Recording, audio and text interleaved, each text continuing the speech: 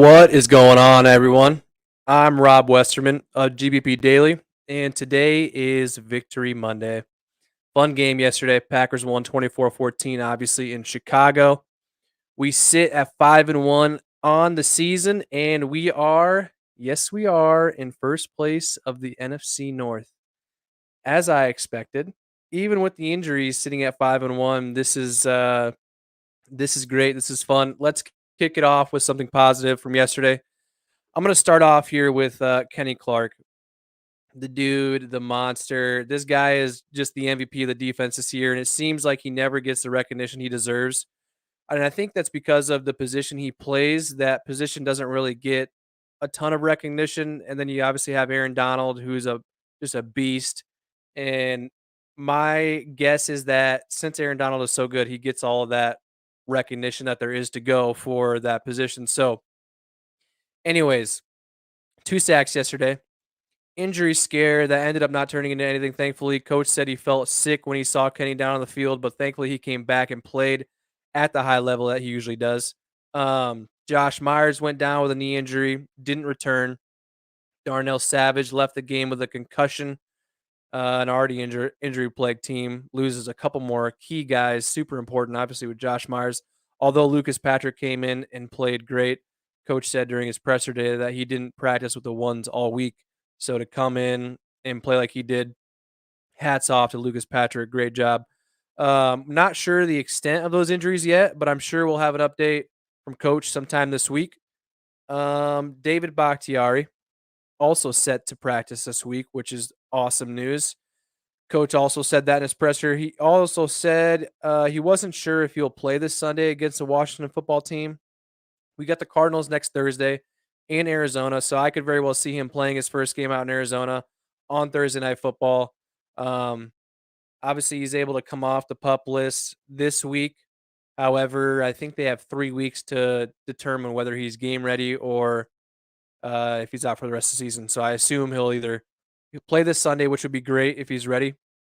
If not, rest him one more time, and this line can maybe hold up against Chase Young and that Washington defensive front. But either way, great news. He's back at practice. So some stat highlights from the game yesterday, which was, did I say fun? Yeah.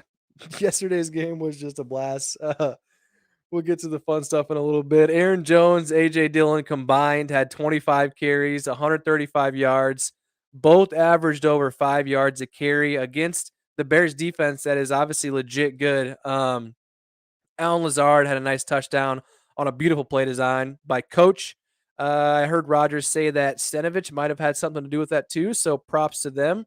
Devontae had 4 catches for 89 yards. I'd seen guys like Jalen Johnson continue to try and press cover him and continue to just get cooked. Like I said in our pregame show on Sunday, I don't care who's guarding him. And if it's 2 guys, whatever, they're going to get cooked. And he did. So I heard some stuff last week that he was going to follow Jalen Johnson, and possibly shut him down. And obviously he's progressed to be this good cornerback, and this would be the next step for him. Well, that didn't happen. You can't shut down Devontae. He's the best receiver in the league. He was half a foot out of bounds away from a long touchdown. Thankfully, he didn't though, because that long play to Devontae that led to Rodgers' dagger rushing touchdown, which I'll get to in a second. 12 looked over to Devontae. He gave him like a little signal in what I assume was a cook this guy signal. And yep, 17 did just that. So Rodgers, 17 to 23, 195 passing yards, 2 passing touchdowns, in the game clinching rushing touchdown where he decided to add a little title belt celebration followed by some choice words to the crowd that we've all heard by now. We've all seen it on t-shirts. We all are aware of what happened, especially if you're watching the live feed. You could hear it on TV. Those things he said, by the way, 100% true. 100% true. So, to those fans in the stands giving him the bird and flipping him off, and there were a lot of them. I saw some pictures today. I want to say thank you. That gave us one of, if not the best highlight of the season so far. So, a second thought on this "I own you" comments came from former Bears center Olin Kreutz, Olinkreutz. He was a center, played in the from like 20 like late 1990s to 2011, I believe. I had looked him up on the internet because I'd never heard of him before. So he said after hearing the "I own you" comments that he wanted to punch Aaron Rodgers in the face. Now, Olin, my question to you is: did you feel this way when Raj and the Packers came into your house in 2011 to beat you at home in the NFC Championship game?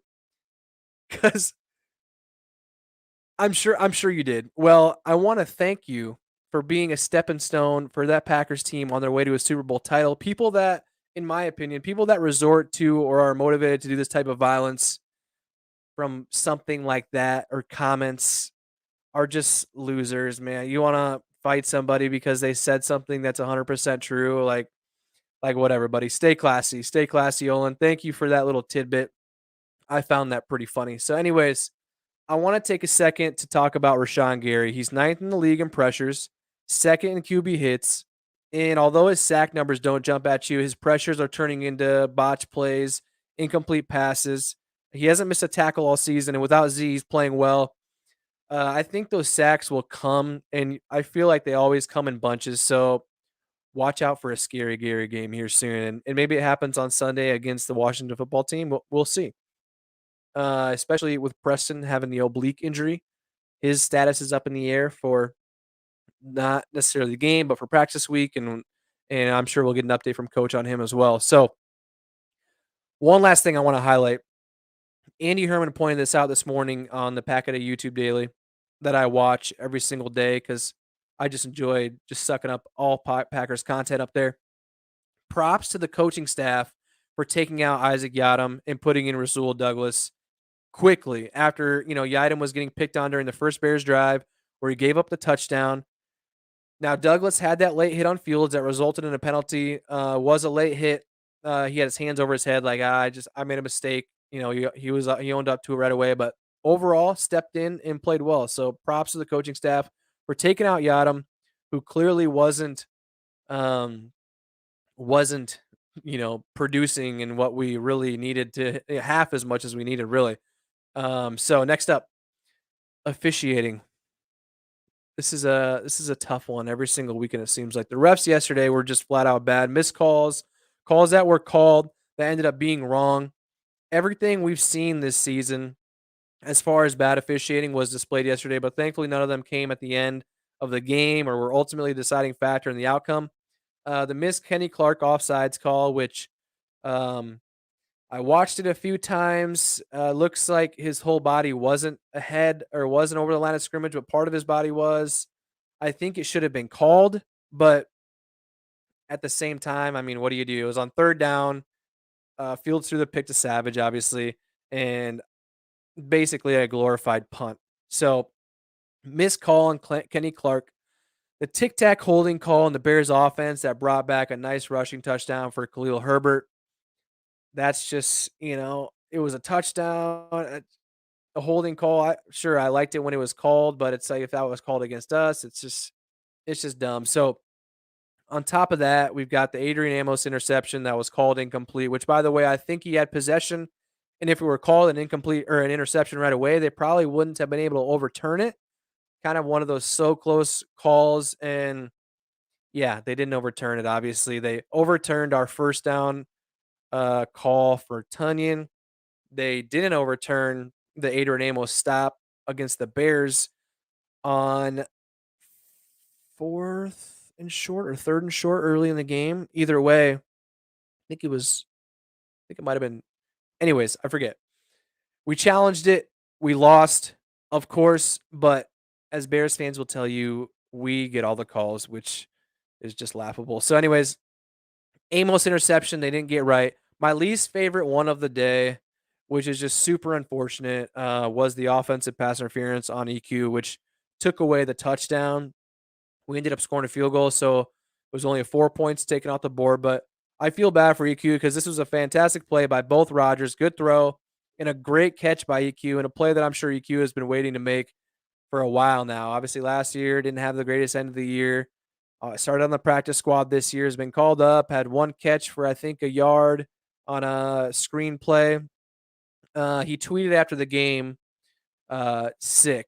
So I assume that was because of the flag that took away his touchdown. I feel terrible for him, as that probably would have been the play of the game behind Rodgers' rushing touchdown. And if Rodgers didn't say those words and do the belt after the rushing touchdown, it probably would have been the play of the game, which is just unfortunate for the refs to be able to just wipe that out. Just sucks. It sucks for EQ. So EQ, props to you, man. Awesome catch. Was not a PI. If anything, it was illegal contact down the field because he got shoved off his route. And then, of course, they call the pass interference. They get the touchdown call wrong. They get the penalty wrong.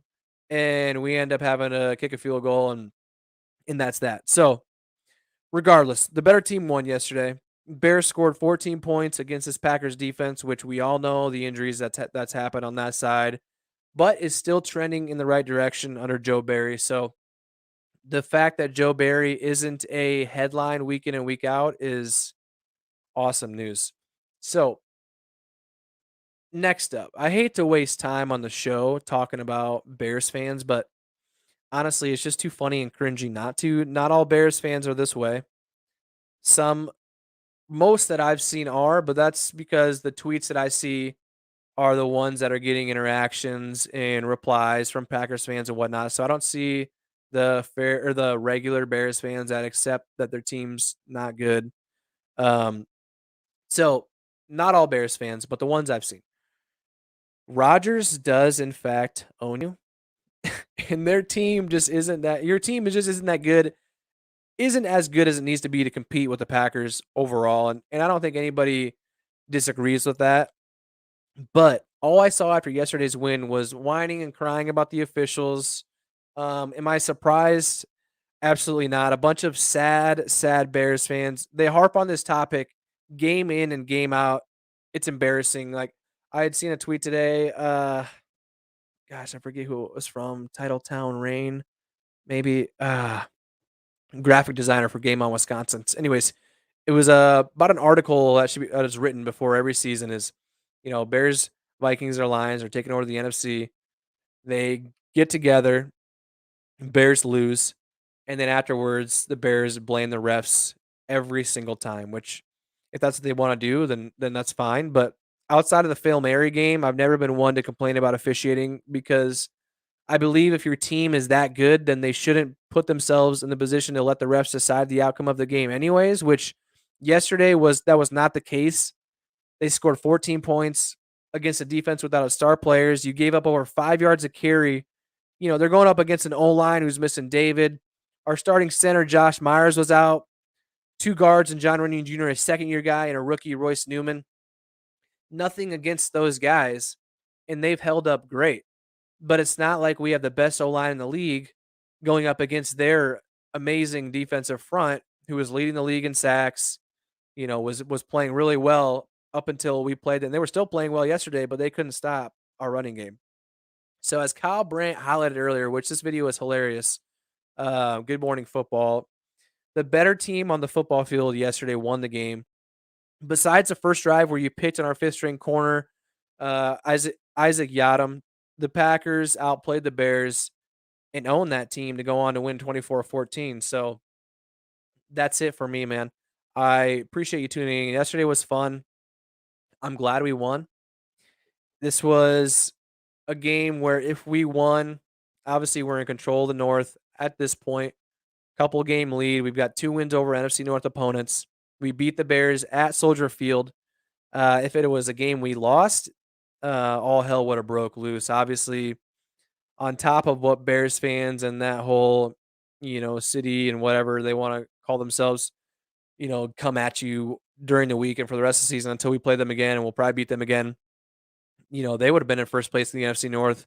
We both would have been 4-2, and they would have had that leg up on us, the tiebreaker, to be in first place. So massive win yesterday with the guys that went down too: Josh Myers, Darnell Savage, Preston with the oblique. Just a massive win. We keep winning these games without all of our guys, and it's just crazy. So we got Washington up next, uh, Cardinals on Thursday night, right after that. So should be a fun next week and a half of Packer football. So that does it for me. Thank you for watching. And like you all, I'm sure yesterday was a great day. We're 5-1, first place in the North. We've got the Washington football team at home on Sunday, then a quick turnaround as we head out to Arizona to face the undefeated Cardinals on Thursday Night Football. Check me out on Twitter, and if you haven't already, please subscribe to the channel if you enjoy chatting with me. It would be greatly appreciated. Thanks for watching, and I'll catch you guys later.